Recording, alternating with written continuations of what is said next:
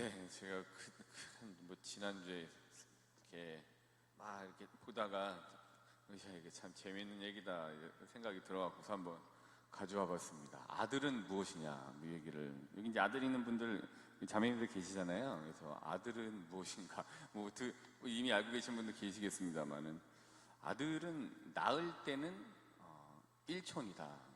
그게 가깝죠. 근데 얘가 이제 대학에 가면은 사촌이 되더라. 이게 그리고 점점 멀어지는 거죠. 제대하니까 얘가 8촌이 되더라.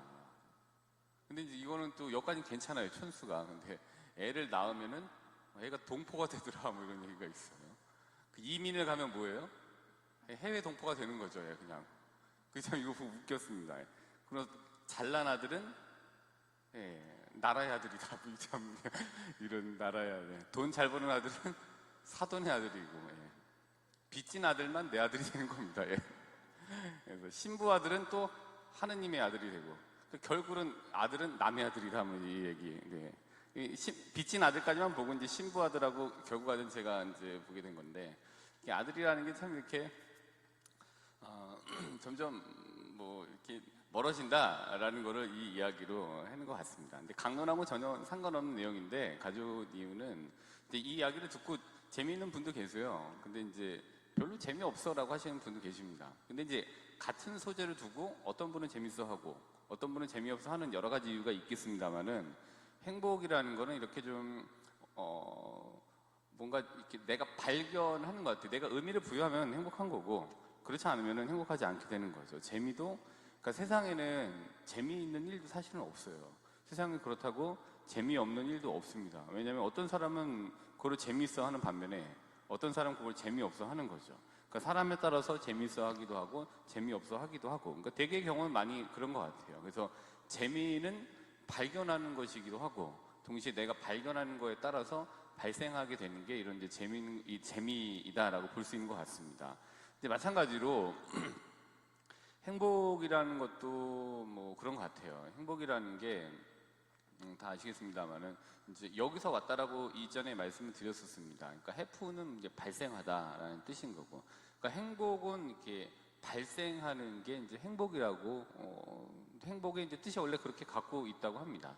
그러니까 내가 주체적으로 발견해서 발생하는 것, 그게 이제 행복인 거죠. 즉 행복이라는 게 어떤 조건이 충족이 됐을 때 행복이 발생할 수 있죠. 근데 조건이 충족이 됐을 때 발생하는 행복은 조건이 충족되지 않으면 또 금세 날아갈 수 있다는 걸 의미하게 되는 거죠.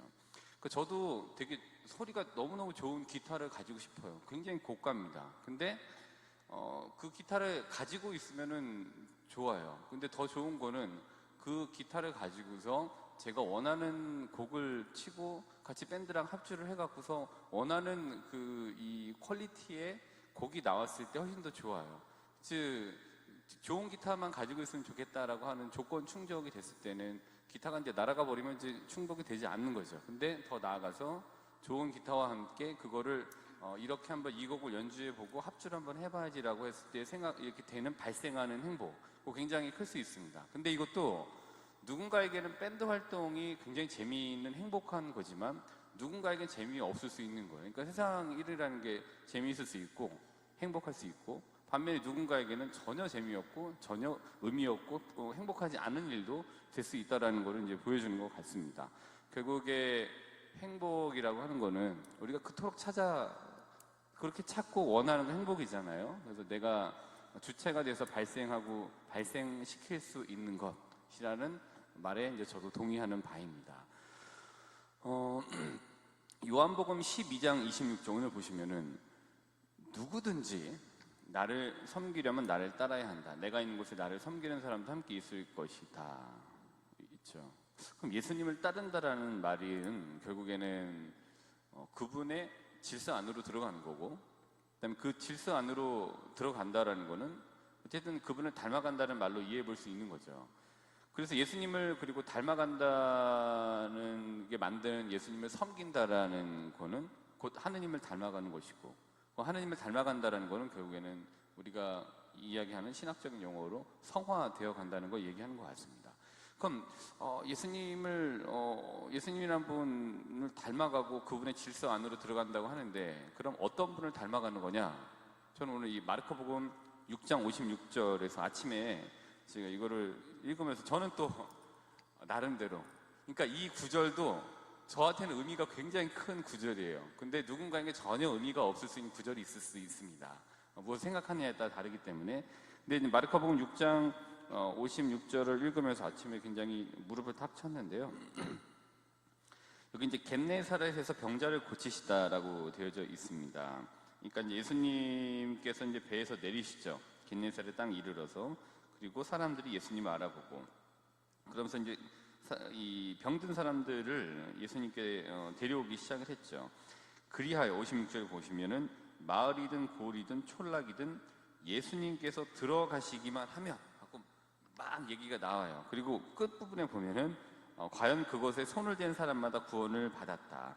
즉 예수님께서 들어가시기만 하시면, 들어가기만 하시면이라는 것과 구절을 보시면은 예수님께서 들어가기만 하시면은 사람마다 구원을 받았다. 그럼 우리가 닮아가는 예수님이라는 분이 어떤 분이냐? 예수님께서 들어가시기만 하시면, 일단 들어가시기만 하면은 예수님을 통해서 행복이 발생되는 거구나 라는 그런 분이구나. 과거 예수님 그런 분이셨구나. 지금도 우리에게 그렇구나 라는 거를 좀 생각할 수 있게 만들어주는 것 같습니다. 그래서 마르코복음 6장 30절을 한번 보시면은 옆 페이지인데 5,000명을 먹이시다라고 되어져 있잖아요. 30절부터 44절. 근데 이제 이 상황에 자기들끼리 고민하고 있었지만, 이 상황이 어떻게 됐냐면 예수님께서 들어가셨어요. 또 이런 빵 몇 개 있어, 이게 있습니다. 아 그래, 가지고 와봐라고 하면서 예수님께서 들어가시게 되었죠. 그러자 어떻게 되었냐 하면은 42절부터 보면 사람들은 모두 배불리 먹었다. 그러니까 예수님이 들어가셨어요. 여기에. 그리고 사람들이 배불리 먹었다. 그리고 남은 반죽과 물고기를 모으니 12광줄이나 가득 찼다. 그러니까 예수님이 들어가시니까 이런 일이 있다. 이 5,000명을 먹이신 기적에서 볼 수 있는 것 같고, 그 다음에 또 뒷장으로 옆 페이지 보시면은 24절부터 30절이라고 볼까요? 아니다. 우선은 31절하고 37절을 보시면은 31절하고 8장인가 보네. 8장도 마찬가지입니다. 8장 1절부터 10절을 보더라도 예수님이 또 들어가셨어요. 4천 명을 또 먹이셨죠. 그리고 7장 24절부터 30절, 여기 있구나. 이걸 보시면은 시리아 페니키아 여자의 믿음, 예수님께서 어제 복음 말씀에서 예수님께서 개입이 됐고, 이제 이 여인이 이 부스러기를 잡았잖아요. 어제 부스러기는 제가 질김이라고 말씀을 드렸고, 예수님이 또 들어가셨어요. 그랬더니 또 원하는 이 아이가 또 낳게 되었습니다. 그런데 이런 맥락인 거죠. 8장 22절을 보시더라도 벳사이다의 눈머니를 고치시다. 그러니까 여기에 보면은 마르코복음 6장 56절을 같이 넣어서 보시면 예수님께서 벳사이다의 눈머니에 여기에 개입을 하시고 들어가시니까 벳사이다의 눈머니가 눈을 고치게 됐다. 예수님께서 들어가시게 된 거죠. 거기에 이제 그래서 행복이 좀 발생하게 됩니다. 그런 분을 닮아가는 거죠. 이 분이 들어가셨을 때. 근데 이제 우리 주변에 보면은 누군가가 들어가면은 행복이 발생이 돼요. 근데 이상하게 누군가가 들어가면은 경색되는 상황이 발생이 됩니다. 굳어지는 상황이 발생하게 돼요. 그러니까 행복은 이렇게 발견되는 거고 또 거기에서 발생이 되는 것 같아요. 그래서 어떠한 조건으로 발생하는 행복도 분명히 행복이겠지만 조건이 충족되지 않은 상황에서 좀 우리가 발상의 전환을 통해서 발생하는 행복이 조금 더 힘이 센 것 같습니다. 그러니까 조건 충족 발생 행복은 앞서 말씀드린 것처럼 조건이 충족되지 않으면 행복이 발생하지 않은 반면에 발상의 전환을 통한 행복은 어디에서나 가능할 수 있다는 거죠. 또 우리가 예수님께서 들어가시기만 하면 행복이 발생하게 되는 거죠. 그러니까 잘 들어가야 되죠. 그러니까 일단 말씀이 좀 들어가야 되는 거예요. 우리가 예수님을 섬긴다, 예수님을 따른다라는 거는 예수님 닮아간다는 거겠죠. 또 예수님께서 들어가시면은 많은 일들이 발생을 합니다. 그리고 예수님께서 들어가시기만 하면 많은 상황이 제대로 들어가시면 변하게 됩니다. 우리라는 사람이 좀 행복을 발생시키는 사람이 되면 좋겠습니다.